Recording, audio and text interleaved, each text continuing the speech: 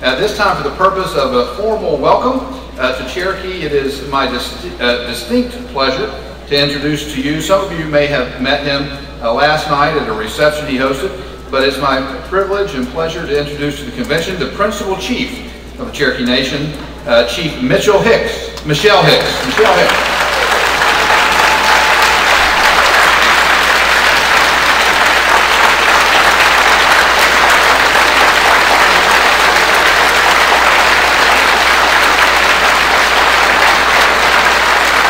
Well, good afternoon. I appreciate the warm welcome. I want to thank you for being here in Cherokee, North Carolina. How's our folks treating you so far? Good? Very good. Well, I'm honored to be able to just say just a few words and give you my welcome today. But again, I told many of you folks last night that one thing that we're very proud of and have become very good at is our customer service. And I hope you see that. Again, throughout the facilities, whether it's restaurants or rooms, et cetera, and so we take a lot of pride.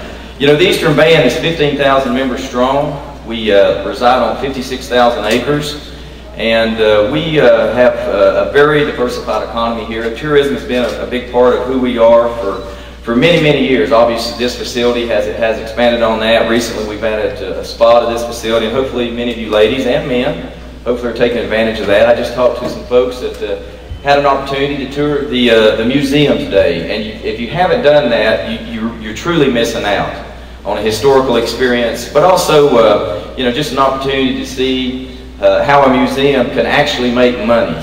You know, our museum has been in the black for many, many years, and they've got a really good business strategy there. So if you get a chance, Unto These Hills is open now, which is the outdoor drama. We'll offer that at night, and also the Indian Village is currently open.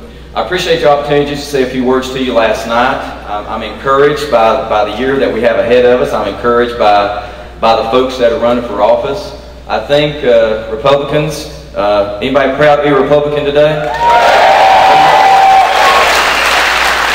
Well, I know I am. Well, obviously, you know, you have to work with many to get things accomplished, especially as a tribe. But I think that you know, this is a year that we get out and set a new foundation for ourselves. And if you take a look at some of the bigger elections, whether it's the presidential election or Senate elections in the past, one of the things that I think Republicans have done well is we raise a lot of money, we advertise well, but one of the things I think we can do better is grassroots politics, guys. You got to get out. You can't just talk about it within your house. You got to get out there on those streets. And I guarantee that it will make a difference. It will absolutely make a difference. As a sovereign nation, you know, again, we have a responsibility to our people, but we feel that we also have a responsibility to the people of North Carolina. And because truly we are the 101st county in North Carolina. But we also have a responsibility to the region. We have currently 4,600 employees that we employ within our tribal structure. And obviously one of the largest employers west of Charlotte. We're getting ready to add another 1,000 jobs, guys. 1,000 in the next 12 months. We've had a lot of help. And I tell you, I know there's many representatives and senators here today, but we had a speaker that went to bat for Eastern Band. And I'm talking about Tom Tillis. And I hope that we all can go to bat with him this fall in this Senate race. I think there's a great opportunity here to get somebody that, you know, when they get in office, you get to see them again. In this scenario that we're dealing with now, you know, there was an individual elected that not seen her in 6 years. I don't know how you guys feel about it, but and I hate to point that hard, but hey, you know, that's reality. We need people to represent the entire state of North Carolina. The entire state. I want to, it's a privilege, I know the governor's going to speak here in just a second, but me and him have been friends for a number of years now. And, you know, I really appreciate this man. He has helped us tremendously as a tribe to continue to secure these DOT opportunities, et cetera, et cetera. And so I have a high appreciation for this man. I look forward to his conversations. And I want to close now by saying again, thank you for coming to Cherokee. We want you to come back. We truly want you to come back. I think we have a lot to offer here with all of our amenities, and please come back and visit with us sometime, even if you just bring your families. We would love to have you. And with that, one of the things that I'm extremely proud of is today to be a North Carolinian, to be a U.S. citizen, but also to be Cherokee. I'm very proud of our history. It's not always been so easy for us, but you know what? We are survivors, and we will continue to progress. But the governor and the speaker have given me just a little bit of advice, and really more of a comment.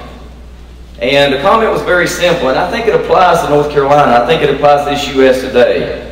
There's a lot of scenarios where common sense should come into play, but sometimes if the government and the politics will just get out of the way and let people do what we know how to do, which is to operate small businesses, which is to run schools, which is to create housing for our people, which is to do many, many things. If those governments will just step out of the way, clear the paths, we can still be environmentally sound.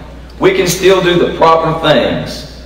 But again, these comments, I took to heart over the last few years. Government, step out of the way and let people do what they know how to do. And my last comment is, in Cherokee, being a sovereign nation, we can still pray in our schools, guys. We can. And I'm proud of it. To take away the foundation of our government, and we've all seen it deteriorate. I mentioned this to you last night. It's a shame where our government is headed. It's a true shame. But you know what? We don't have to let it head that way. Let's make change where we need to make change. God bless each one of you. Thank you.